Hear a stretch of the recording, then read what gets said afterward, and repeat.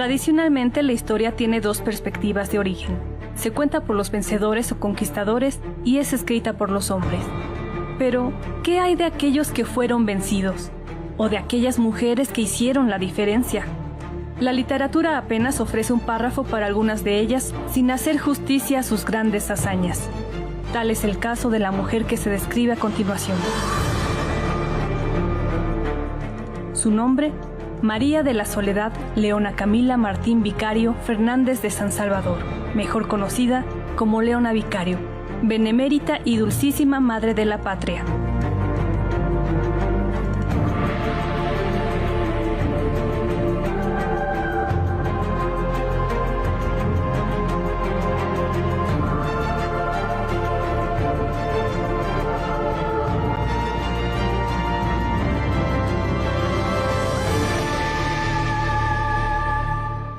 Ella nace el año de la Revolución Francesa, en 1789.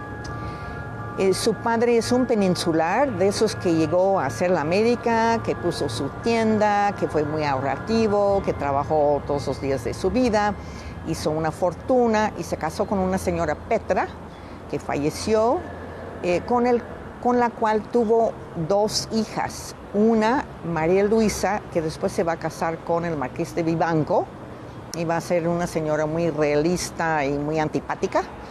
Y otra hija, Brígida, que se fue a España a hacerse monja. Pero la que quedó aquí es la antipática de la hermanastra, de la media hermana, quiero decir, María Luisa. Leona tenía dos media hermanas. Una que se fue de religiosa, precisamente de descalza, y fue a Madrid, y allí vivía ella, y ella fue la que se llevó el cuadro de Leona de niña. Su padre, don Gaspar Martín Vicario, de origen español, era un astuto comerciante que se casó en segundas nupcias con doña Camila Fernández de San Salvador y Montiel, originaria de Toluca, de quien se dice era descendiente del último rey de Texcoco. Sin embargo, no hay documentos que confirmen tal versión. Y desde ahí empiezan las singularidades. Ella era hija única. Era muy extraño que fuera hija única, siendo que su padre ya tenía una fortuna, pero eso le va a beneficiar mucho, porque se van a esmerar demasiado en su educación. Se le cultivaron las aptitudes de lectura, de pintura. Era una mujer que como aristócrata tenía acceso y oportunidad a espacios de socialización que no son frecuentes en cualquier tipo de mujer novohispana. Es una mujer de la élite provinciana, aunque ella nació aquí en la Ciudad de México.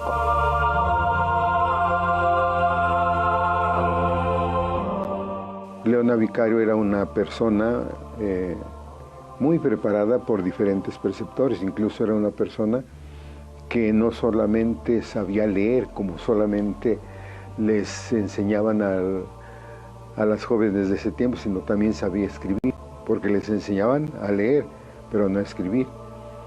Y les enseñaban propiamente a tejer, a cocinar o a hacer prepararlas para el matrimonio. Y Leona Vicario no era una persona preparada en artes, en ciencias, incluso sabía muy bien leer en francés. Es una mujer muy autoinstruida, muy lectora, muy inquieta, muy formada. Quizá eso es lo que le va a dar la claridad de pensamiento que va a tener siempre.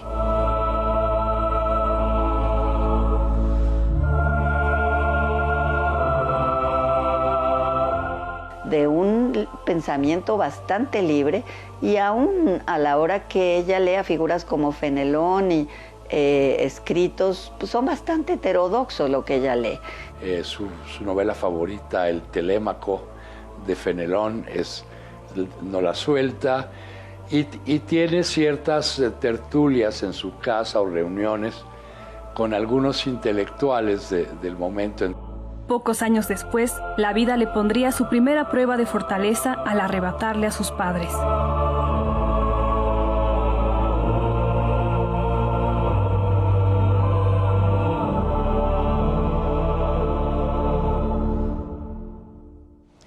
Tenía 19 años. Ella, cuando muere su padre había muerto un año antes y no sabemos muy bien las causas de su muerte. Y su madre murió y ella era muy joven. La madre parece que tenía algún tipo de enfermedad infecciosa porque le dice a Leona que se cambie de esa casa, que no se quede en la casa donde ella había muerto y que no conserve los muebles y que no conserve la ropa ni nada.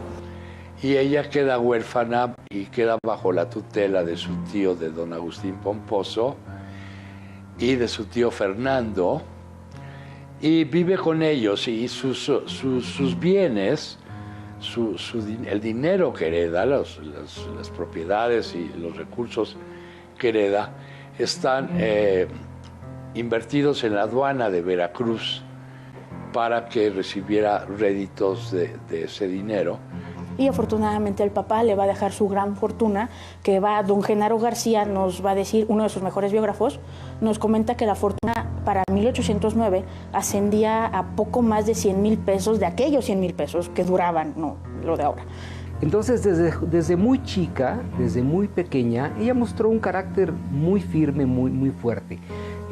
Tan es así que cuando ella queda huérfana y su tío, don Agustín Pomposo, le dice, bueno, hijita, pues te vienes a vivir a mi casa, dijo, no, tío, usted me va a perdonar, pero yo no vivo con nadie, o sea, yo vivo sola. Entonces, fíjate lo adelantado que tuvo que ser en sus conceptos sociales el tío. Entonces ella se va a una casa donde vive con su tío, Agustín Pomposo Fernández de San Salvador, pero era una casa que estaba dividida, no vivía con el tío. Y en la otra mitad de la casa, donde vivía el tío viudo, con estos 4 jóvenes, más uno más o menos, que ha de haber nacido justo cuando murió la mamá, más uno mayor, que se llamaba Manuel. Manuel, el primo hermano de Leona, era un muchacho también de izquierdas. Estoy hablando de izquierdas, ya aclaré que no se decía de izquierda, pero bueno.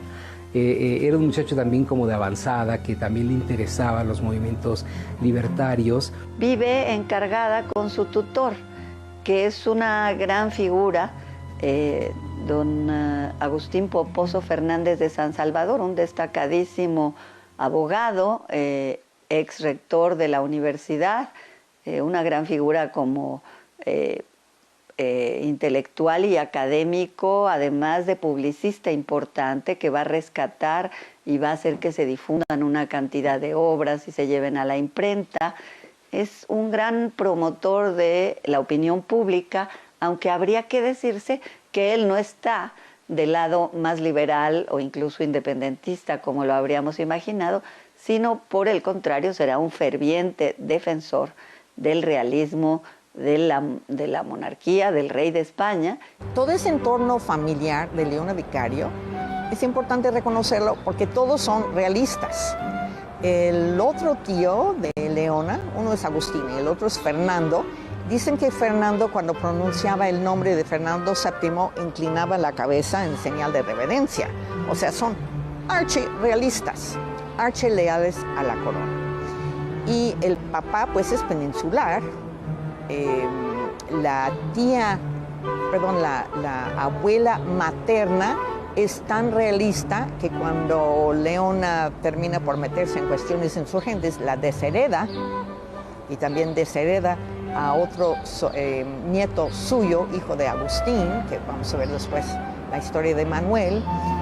O sea que es un entorno muy realista. Justo antes de que se muera la mamá, ha de haber sido días antes, porque creo que se muere como el día 7, firma capitulaciones matrimoniales con Octaviano Obregón. Ahora, ¿quién es este? Yo creo que es un personaje clave en su transformación hacia la independencia. Esta era una relación que Leona no veía con malos ojos. Ella, no sé si amaba a este muchacho, ¿no? Pero, digamos, sí tenían unas ideas muy parecidas. Octaviano era descendiente de Ignacio Obregón, que a su vez fue hijo ilegítimo del conde de la Valenciana, Antonio Obregón. Su familia es dueña de importantes minas de plata en Real de 14 y en Guanajuato.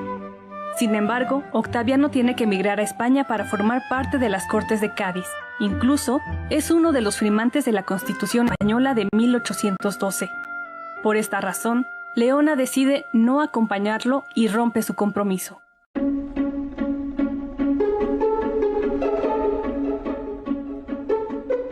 Pero en fin, el caso es que desaparece de la escena.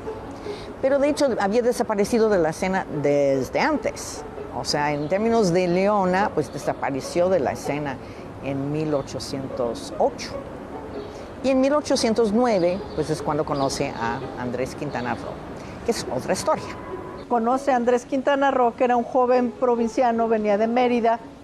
Sus padres lo habían mandado a estudiar para abogado y terminó, digamos, haciendo una especie de servicio social, lo llamaríamos, porque antes no se podían graduar los abogados si no tenían una práctica profesional en un bufete de un abogado más notable. Pero Andrés Quintana Roo ya había tenido contacto con los insurgentes antes. Según refiere su padre en su periódico de Mérida, Andrés Quintana Roo ya le habían encontrado cartas de Allende entre sus pertenencias. Entonces era un joven que estaba metidísimo, digamos, con las ideas de la independencia. Entonces empieza esta amistad, que pronto se va a volver un poquito más. Y cuando ya termina su pasantía y el tío le entrega su carta de pasantía para que ya puede ejercer la abogacía, le pide la mano de Leona a su tutor, al tío, y el tío se ofende muchísimo. Le dice, ¿cómo es posible? Te he tenido aquí en la casa, te he mantenido, te he dado todo, he dado mi aprecio, mi amistad, y hasta te di una pequeña recompensa económica por los 2 años que trabajaste aquí en mi bufete de abogado, y ahora me vienes con que te quieres casar con mi hija, con mi sobrina. Por ningún motivo, te vas de aquí y no te quiero volver a ver nunca. Andrés también decide entrar a la causa insurgente, por lo que tiene que dejar el despacho del tío, pero lo va a dejar a la mala. Literalmente va a dejar el trabajo y se va. Él le avisa a Leona, le dice, me tengo que ir. A lo que Leona le responde, yo sé, te entiendo, pero seguimos en contacto. Le dice, claro, seguimos en contacto.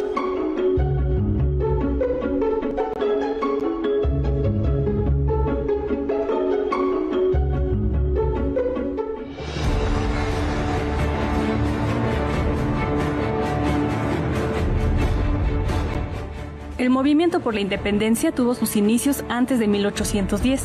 Se sabe que por lo menos desde 1808 ya existían en diferentes puntos del país grupos organizados o conspiradores que unían fuerzas en busca de algún tipo de autonomía.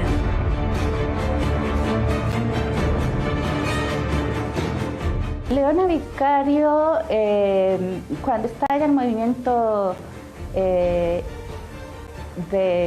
impulsado por Hidalgo, en ese momento ya ella está viviendo otro momento de su vida personal, todo enmarcado en ese momento, en esa situación crítica de la monarquía y por tanto crítica de gran incertidumbre sobre los destinos de las posesiones americanas, en particular de la joya más preciada de la corona, que es la Nueva España, la Ciudad de México, la más importante submetrópoli en la región del Caribe.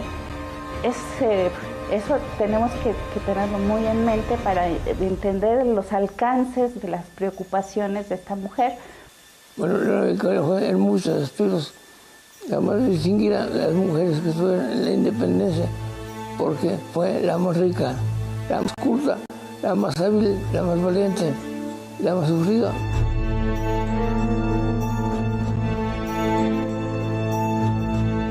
No sabemos la fecha exacta de cuando ella se unió al movimiento de la independencia, pero a los 19 años ya era muy activa y era muy, pues hasta le tenían que calmar los ánimos porque dicen que salía al balcón a decir, vivan mis hermanos los insurgentes. Que Allende e Hidalgo cuentan conmigo también. ¡Viva la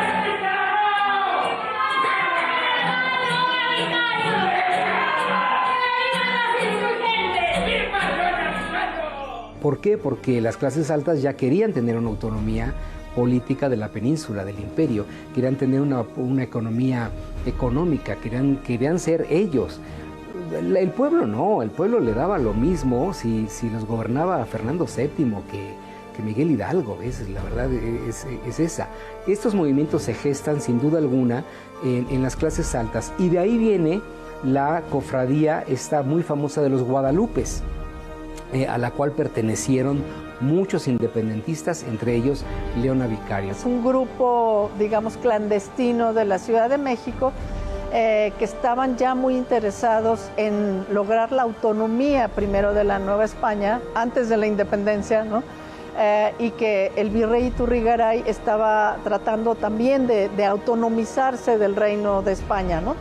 Y estos grupos de conspiradores, en particular los Guadalupes, tenían una red impresionante de gente que estaba en todas las posiciones sociales, desde los muy ricos hasta las cocineras y hasta los mozos.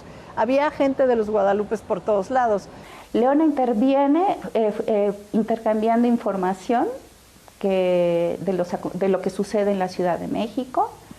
Está en una posición privilegiada para tener conocimiento de ello, pero también está interesada en la publicación de pasquines. Es una época de mucho interés. Se sabe que ya en España, en la península, se han reunido los diputados a cortes. Ella está enterada que se han reunido en cortes extraordinarias y que hay una serie de propuestas de salida al vacío de poder que dejaron las abdicaciones. De tal manera que, como todos los ciudadanos interesados en esa época del destino de la monarquía, las informaciones circulan a través del impreso y a través de esos espacios de socialización que son el café, que es la iglesia, ¿no? De tal manera entonces que ella mantiene informado a los insurgentes dirigidos por López Rayón, en donde están su primo y su novio.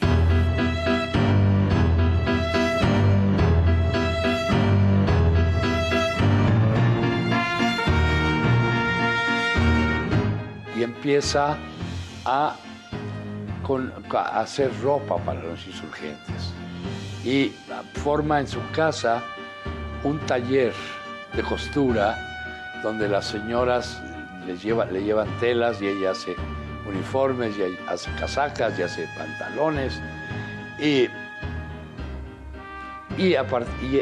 esto les sirve como camuflaje para que sus tíos, que son realistas, que pertenecen a la audiencia, que son amigos del oidor Guillermo Aguirre y Triana, que son amigos del virrey Venegas, para tener un camuflaje que le permita actuar sin que se den cuenta de lo que está haciendo. Entonces este grupo de los Guadalupes aglutinará gente muy, muy interesante, alguna de las cuales seguirá participando de distintas maneras en la lucha pues libertaria o por un cambio a lo largo de estos años. Ahí va a conocer también, o más bien va a empezar a relacionarse más con otra mujer que se llama, la apodaban la Güera Rodríguez. Ella, al igual que Leona, era una mujer muy rica, extremadamente rica, y también va a dedicarse a apoyar con dinero a la causa. Con dinero y los conectes que tenía, va a ayudar a la causa insurgente.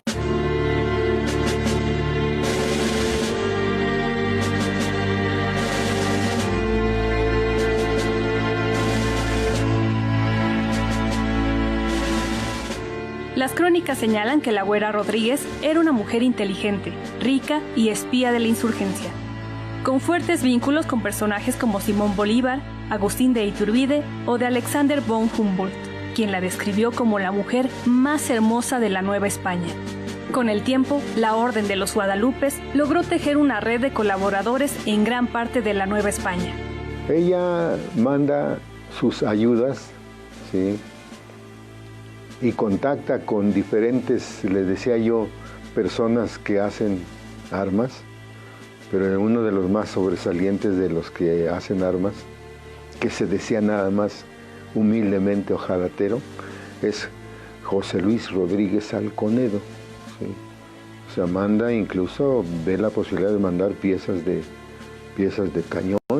Ahora, debemos de decir que Leona era una mujer bella, seductora, atractiva, y pues este hombre peló ojitos y dijo, sí, la visito, señora, con mucho gusto. Entonces va a la casa de Leona y ahí ya Leona lo convence de que hagan armas para el ejército insurgente. Y ella pues decía, lástima que no soy hombre porque no puedo participar en la guerra de independencia. Entonces, así es como se gestan estas independencias, desde la intelectualidad, desde la gente de dinero. Leona Vicario pudo apoyar a Morelos porque tenía joyas para empeñar, porque tenía monedas de oro para darle. Si no, pues ¿cómo le hace? Para hacerle llegar una imprenta a Morelos, para darle dinero para sus soldados, para darle joyas para vender, para que compraran alimentos para él y sus ejércitos. Pues el dinero, ¿no? La ayuda tiene que ver con incrementar relaciones, con pasar apoyos para que haya imprentas necesarias para difundir la prensa insurgente, con datos y información secreta sobre los grupos y cómo se mueven, sobre todo en la capital de México. A mí me conmueve mucho, por ejemplo, que Leona les mandaba cosas que los familiares querían hacer llegar a sus hijos. Botecitos de té, por ejemplo, ¿no? O un cuaderno para escribir, o tinta, o cosas así muy, muy cotidianas, que uno no se imagina, pero que esa gente tenía necesidad de esas cosas. Lo más importante, fíjate, no son los cañones. Lo más importante que le da Leona Vicario al general Morelos es una imprenta. Eso te habla del poder de la palabra, ¿ves? Que es mucho más grande que el poder de los cañones. Morelos le hizo más daño al Imperio Español con la imprenta que con los cañones. Y eso es fundamental.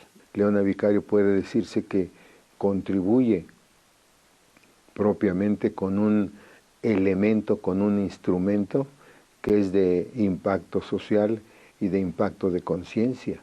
Leona Vicario se le ha considerado como la primer periodista de la insurgencia, porque da ideas y difunde, no solamente difunde las ideas dentro del Ilustrador Nacional o dentro del Ilustrador Americano, sino que también hace la distribución de periódicos junto con los guadalupes en las ciudades donde pueden ellos influir. Leona sabemos que mandaba información, pero no le podríamos llamar corresponsal o alguna cosa así, pues no, porque no sabemos qué tanta información de esa realmente se publicó en los periódicos como el Ilustrador Nacional en Tlalpujahua, ¿no? Y aquí viene un punto que creo, hasta donde yo sé, no se ha podido comprobar. Empiezan a decir hoy en día que Leona Vicario fue como la primera mujer periodista en la historia de México, etc. Como los artículos no iban firmados, creo, a menos de que hayan encontrado documentos que yo no había visto, que es un poco atrevido afirmar que es la primera periodista. De que ayuda mucho, sí.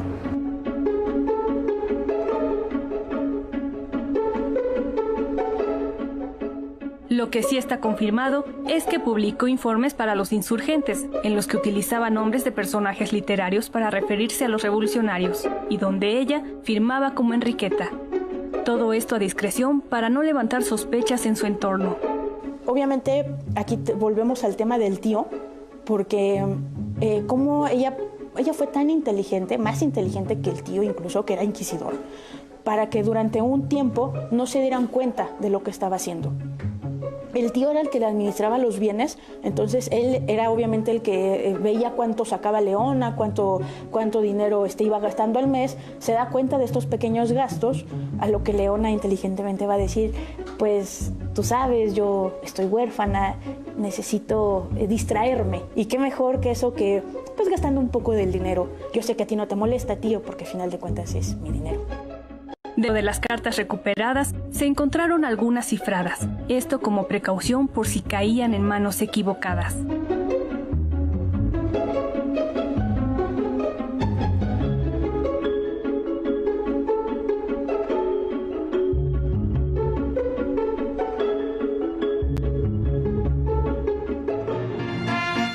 Leona sigue actuando, pero la denuncian.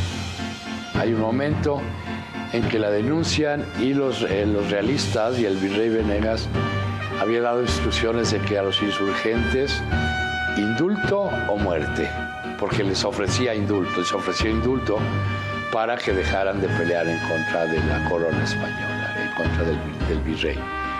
Entonces había esas dos opciones, o indultarse o morir. Entonces Leona se da cuenta de que está siendo vigilada. Prenden al arriero Mariano Salazar. Los arrieros eran una especie de correveidiles, eran los que traían mercancías y las llevaban de un lado a otro, pero también servían como correos. Entonces aprenden a este arriero Mariano Salazar y van encontrando que él, lo someten a juicio porque saben que andaba metido, algo tenía de relación con los insurgentes. Afortunadamente, Leona, todos esos amigos que logra hacer, le van a avisar. Le dicen, Leona, tienes que salir así de ya, porque viene por ti la Inquisición. Leona lo único que puede hacer es tomar a su ama de llaves, lo primero que hay, un chal, un rebozo, y se sale.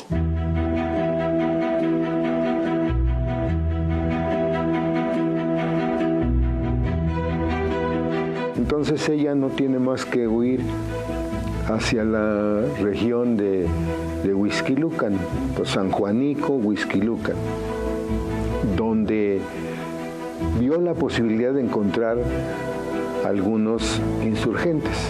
Pero su tío, el licenciado Pomposo Fernández, va y la busca y propiamente la entrega a las autoridades virreinales. ¿Sí? Y las autoridades virreinales la llevan a un convento, ¿sí?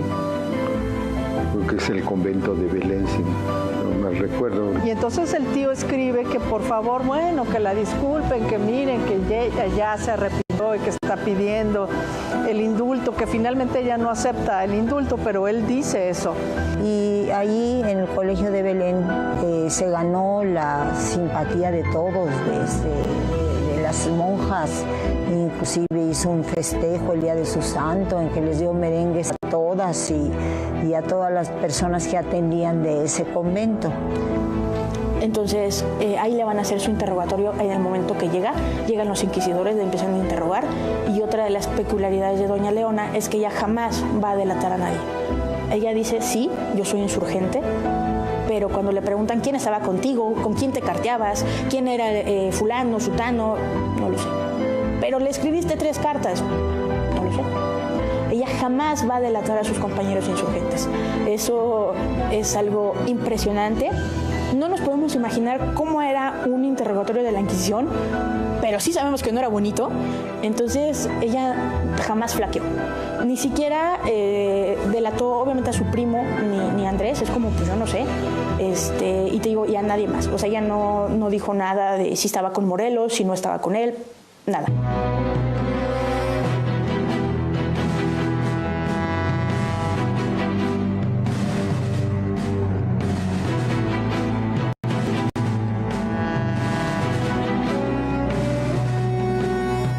Leona tuvieron realmente mucha consideración, ¿no? Gracias a que el tío pues habló y demás. El tío finalmente se portó muy bien, digamos, porque cuando le incautaron su herencia a Leona, le incautaron sus bienes completos, y los pusieron a subasta. O sea, es muy triste porque andaban subastando ahí sus objetos personales, la peineta de la mamá, el rosario, todo. Entonces el tío lo que hizo fue tratar de comprar todo otra vez para recuperarle lo más que se pudiera, ¿no? Y compró varias cosas. Entonces digamos que el tío no era, digamos, un monstruo ni una mala persona, hizo lo posible por salvarla, ¿no? Se dice que Morelos ya conocía de los actos heroicos de esta joven que en ese tiempo pues tenía ya entre 23 y 24 años. Y además pues ya tenía más de 6 años dentro de la lucha libertaria. Entonces hacen una organización por medio de unos insurgentes, como lo fue Francisco de Arroyave y como lo fue José Luis Rodríguez Alconedo y 6 o 7 personas más.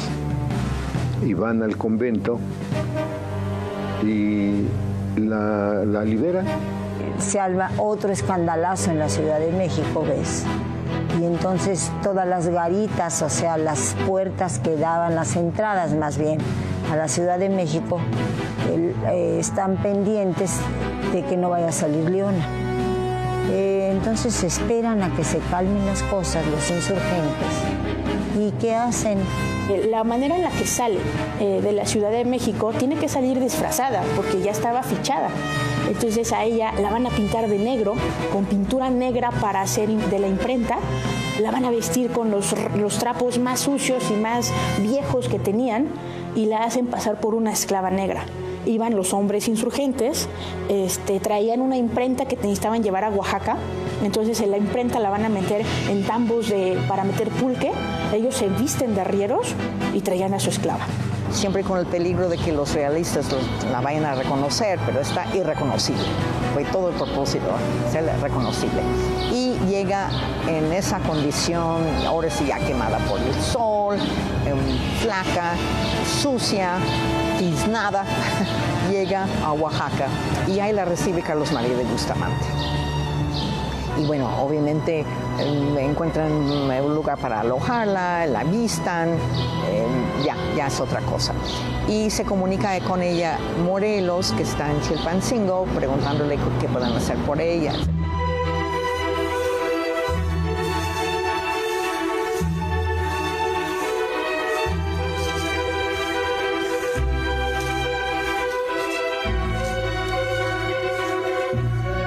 Así es que desde ahí Morelos da la instrucción que le den todos los apoyos y además la declara, él es el primero que la declara heroína de la patria por sus servicios a la insurgencia.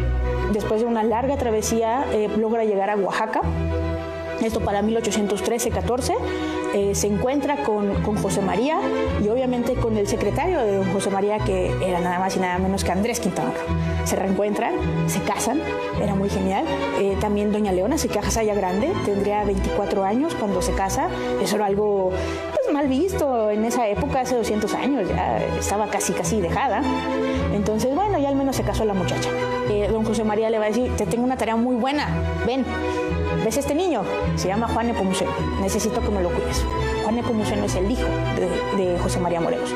Entonces Leona lo va a cuidar el tiempo que le quedaba antes de que lo enviaran hacia Estados Unidos. Ella es la nana de Juan Nepomuceno, así estaban a salvo los dos. Andrés Quintana Roo se queda más tranquilo, de ok, está cuidando a un niño, no puede pasar nada. Y José María se queda tranquilo porque estaban cuidando a su hijo, una persona de confianza. El 13 de septiembre de 1813, en la parroquia Santa María de la Asunción en Chilpancingo, Guerrero, se reunió por primera vez el Congreso de Anáhuac. Al día siguiente, José María Morelos y Pavón presentó uno de los documentos políticos más importantes, Los Sentimientos de la Nación, en el que se declara que América es libre e independiente de España y de toda otra nación. La pareja Quintana Roo Vicario acompañó al siervo de la nación durante toda su campaña hasta 1815, cuando es fusilado en San Cristóbal Ecatepec el 22 de diciembre. Sin embargo, esto no impidió que tanto Andrés Quintana Roo como Leona Vicario siguieran dentro de la lucha. A raíz de la muerte de José María Morelos, los indultos pasan a ser un tema diario. Obviamente ya no había un líder, la causa se veía de pronto borrosa, el final no se veía, entonces no tenía caso seguir luchando por algo que ya no tenía ni pies ni cabeza. Entonces, Leona Vicario, pues, y su esposo sabían que eran perseguidos, ¿sí?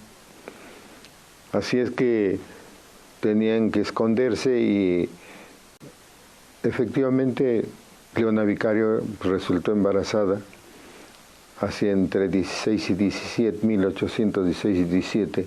La primera hija de Leona Vicario, llamada Genoveva, nació en una cueva en el Estado de México, allá en la sierra, ¿no? Esto mismo lo afirma el propio Andrés Quintana Roo en un poema que le hace a su hija. Y por eso se llama Genoveva, de hecho. O sea, Genoveva por la santa Genoveva de Brabante. Pero que fue bautizada de una forma muy curiosa, porque cuando la estaba bautizando el cura, creo que estaba Rayón. Rayón era el padrino de la hija de Andrés Quintana Roo y de Leona. El cura pregunta, bueno, ¿y cómo se llama esta niña? Pues se va a llamar Genoveva. Sí, pero debe de tener otro nombre. Pues no se usaban muchos nombres para bautizar a las gentes. Y entonces él dice, pues no saben qué ponerle, y dice, póngale hija de la independencia.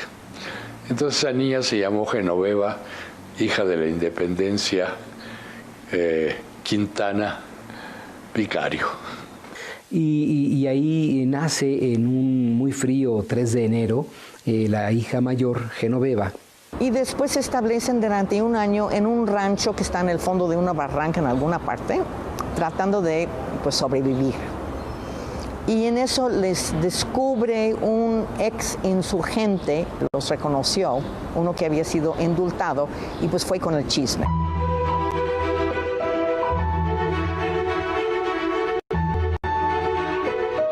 Y aquí pasa una de las cuestiones que muchos historiadores le han criticado a Andrés Quintana Roo, que fue supuestamente el rendirse ante el rey. Parece ser que en la historia nos gustan mucho los mártires, ¿ves? Tienen que morir fusilados, tienen que morir en la guillotina para que uno diga, ah, mira, llegó hasta el final. Y no, Andrés Quintana Roo escribió una carta al rey pidiéndole perdón, sí, efectivamente, y además fue muy inteligente Quintana Roo, porque esa carta, la fecha que le puso, fue una fecha con 2 o 3 meses anteriores, inclusive al Congreso de Chilpancingo, para que si no casaban ahí, dijera, pues yo desde hace 2 meses me arrepentí y le pedí perdón al rey. ¿Por qué lo hizo Andrés? Pues por su mujer. Y solamente por esa carta, le salió bien la jugada a Quintana Roo, solamente por esa carta no fusilaron a Leona Vicario, porque eso es algo también que no sabemos, quizás solamente sabemos que fue fusilada Gertrudis Bocanegra, pero los realistas fusilaron a decenas y decenas de mujeres, no se tocaban el corazón si eran mujeres u hombres, si estaban embarazadas, ellos fusilaban a todas las que se habían metido a la guerra de independencia. Les conceden el indulto con la condición de que deberían de trasladarse a España. Eso requería de gastos. Se necesitaban 8,000 pesos de ese tiempo para pagar los gastos entre que los llevaran de Temascaltepec, pasando por Toluca, todo el tránsito hacia el puerto de Veracruz. Pero las circunstancias permitieron de que no permanecieran en Temascaltepec, sino que los trajeran a Toluca. Ahí empieza, ahora sí, una etapa mucho más tranquila de su vida. Y lo interesante aquí es que a pesar de que sufren mucha pobreza en un principio, no tienen ingresos, él no puede ejercer la abogacía, pero ella tiene unas tías lejanas o primas lejanas que ven por ella y pues más o menos ya tienen techo y comida, ¿no? Y no están siendo perseguidos.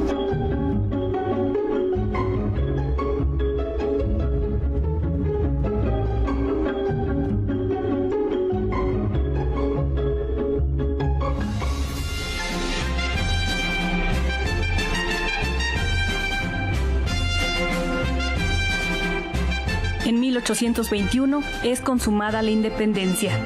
Y ese mismo año, Leona da a luz a su segunda hija, María Dolores Quintana Vicario, quien recibió ese nombre para honrar el lugar que fuera la cuna del movimiento independentista. Tiempo después, Agustín de Iturbide se autoproclama emperador de México. Este le ofrece trabajo a Andrés Quintana Roo, quien por necesidad acepta. Además, junto con Leona Vicario llega a la conclusión de que sería él quien podría unificar los ideales de la independencia. Y a Leona Vicario la trata de integrar dentro de su organización virreinal. Pero Leona Vicario dice que prefiere ser la reina de su casa que la última servidora ahí de su séquito de Iturbide. Entonces hay un desacuerdo con esta figura del emperador. Santana se levanta en armas, hay una serie de batallas, es derrocado Iturbide, y quizás una de las pocas cosas que se le podrían reprochar a Andrés Quintana Roo es que él participó con un empleo en la administración del imperio, no me recuerdo, era un cargo importante, de alto nivel, pero cuando se da cuenta del tipo que es Iturbide se retira y lo deja. Cuando ya se consuma la independencia, ella dice, pues me estoy muriendo de hambre, ¿no? Yo y mis hijas, y estaría bien que me dieran algo. No, ella no pidió el dinero en efectivo que había dado a las fuerzas, pero dice algo que me pudieran restituir. Y le dan dos propiedades. Una hacienda en los llanos de Apan, que existe todavía, que la mantiene don Saúl Uribe, que es un apasionado de Leona Vicario, y que la tiene con muebles todavía originales de Leona Vicario. Le dan la casa que está enfrente del convento de Santo Domingo y la casa que está por un lado en la calle de las Cocheras de la Inquisición. Esas dos casas donde ella vive, dice que ella la tiene que arreglar porque le dieron una casa en ruinas que estaba así cayéndose de plano y ella la arregló. Y en esa casa vivía ella arriba, y como las casas que eran del siglo XIX en esa época, abajo había negocios, ¿no? Podía uno rentar como esos locales para una bodega o para un negocio. Supongo yo que a lo mejor esa fue una fuente de ingreso posible.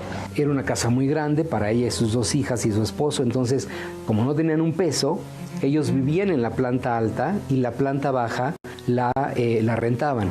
Y se la rentaron a un joven y apuesto general que se llamaba Antonio López de Santa Ana. Logra ya una economía un poco más estable y pues se pone a producir en la hacienda. Dice, bueno, tengo que producir.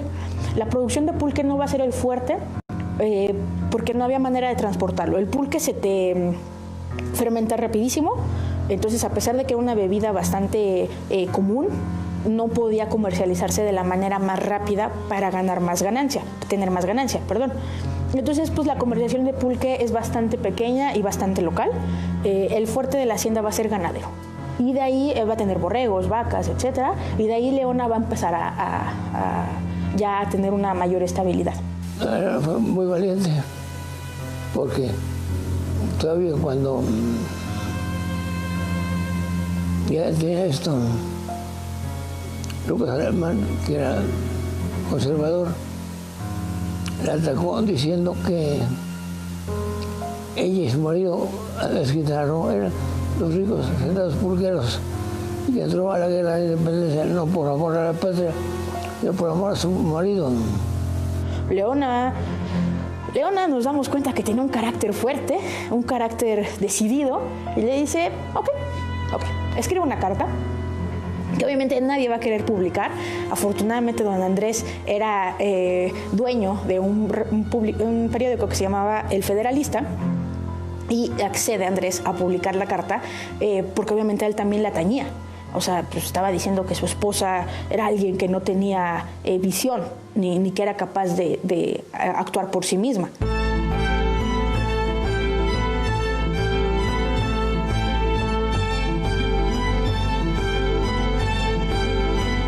En su respuesta publicada en el periódico El Federalista del 2 de abril de 1831, Leona Vicario desmiente las acusaciones de Lucas Alamán sobre que su participación en la causa tuvo como origen el amor. Ella asegura que las mujeres son capaces de ofrecer un servicio a la patria por convicción.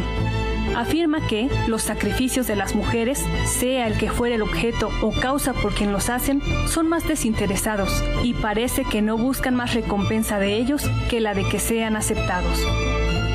Por lo que a mí me toca, sé decir que mis acciones y opiniones han sido siempre muy libres. Nadie ha influido absolutamente en ellas, y en este punto he obrado siempre con total independencia, y sin atender a las opiniones que han tenido las personas que he estimado. Me persuado que así serán todas las mujeres, exceptuando las muy estúpidas, o a las que por efecto de su educación hayan contraído un hábito servil. De ambas clases también hay muchísimos hombres. Fue una mujer muy caritativa, muy siempre preocupada por los demás, que inclusive comprometía sus propios intereses, su fortuna, que ya después no tenía tanta fortuna, ¿no?, para ayudar a los demás.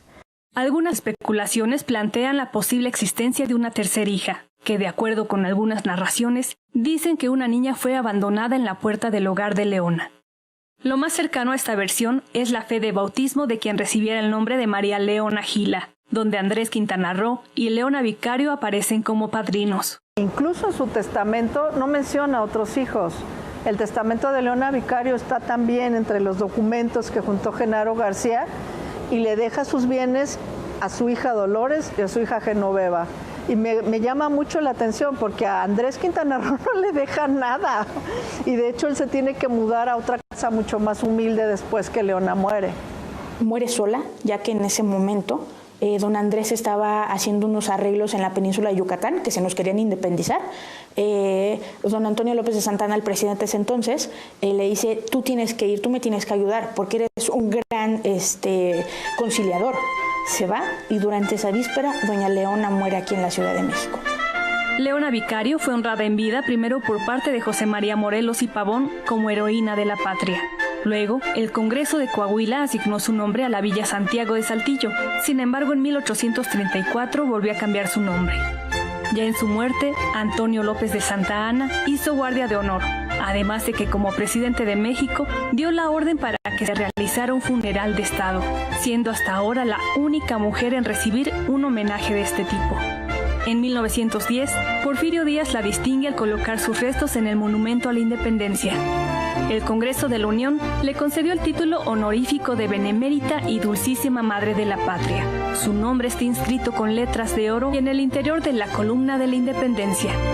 Para 2020, entre el Ángel de la Independencia y la Puerta de los Leones de Chapultepec, se instala el Paseo de las Heroínas, donde se conmemorará a 12 grandes mujeres de nuestra historia: Margarita Maza, Gertrudis Bocanegra, la corregidora Josefa Ortiz, Mariana Rodríguez del Toro, Sor Juana Inés de la Cruz, Carmen Cerdán, Matilde Montoya, Sara Pérez Romero, Dolores Jiménez, Hermila Galindo y Elvia Carrillo Puerto.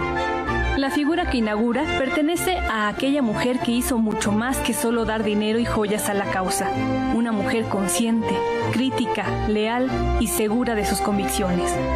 Leona Vicario, la mujer fuerte de la independencia.